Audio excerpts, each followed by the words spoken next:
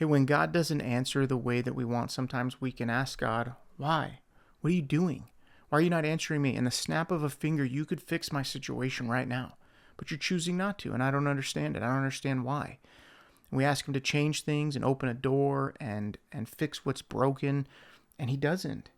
Not in the way that we'd expect or hope for, and certainly not in the timing that we'd hope for. We want the suffering, the trial, the trauma, the thing we're experiencing to stop. And we can sometimes just hear crickets, and that silence can feel to us like rejection, like maybe he didn't hear us. Am I doing something wrong that he's ignoring my prayers? Or even worse, maybe he did hear us. Maybe he does hear me, and he's just choosing not to respond.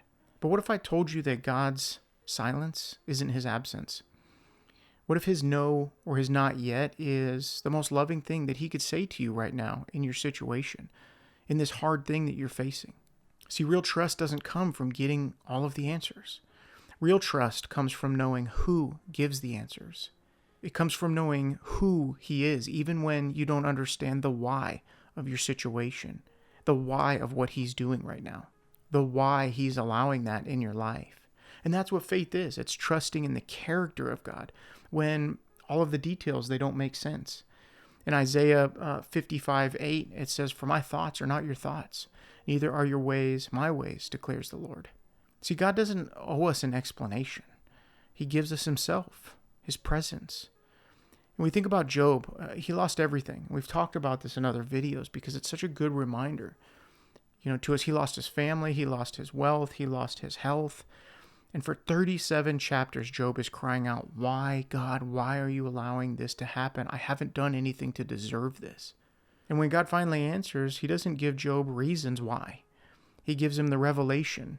He says, "Were you there when I laid the foundations of the earth?"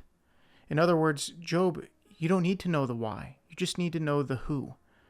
And that's the message for you today. When God doesn't answer your prayers the way that you'd hope, when the healing doesn't come, the door doesn't open, the miracle doesn't happen, can you still trust him? Will you still trust him when there's no answer to your why God question? Why? Will you still trust him, not because of what he's doing, but because of who he is? He is faithful. He is good. He is sovereign. And even when life doesn't go according to plan, his promises still stand for you in your life. Romans 8:28, one of my favorite verses, it says, "God works all things together for the good of those who love him and are called according to his purpose." And you're called according to his purpose. His love, his good plan for you is going to continue, and he's going to work it out for your good. And that means even your unanswered prayers are being used in some mysterious way.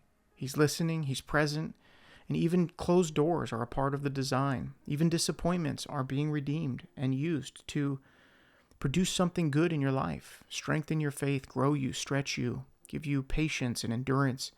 And those are not fun to experience, but they do produce something greater in your life. And so I just want to assure you, if you are facing a time in a season right now where you are just hearing crickets from God, he's not ignoring you. He's with you. He loves you. His promise is his presence. His peace will be with you, even in the middle of this thing that you're facing. And I just want you to know that you're not going through it alone, that we're all here to cheer and champion each other and encourage each other when we're in the season where we just feel like we're not hearing from God the way that we would want.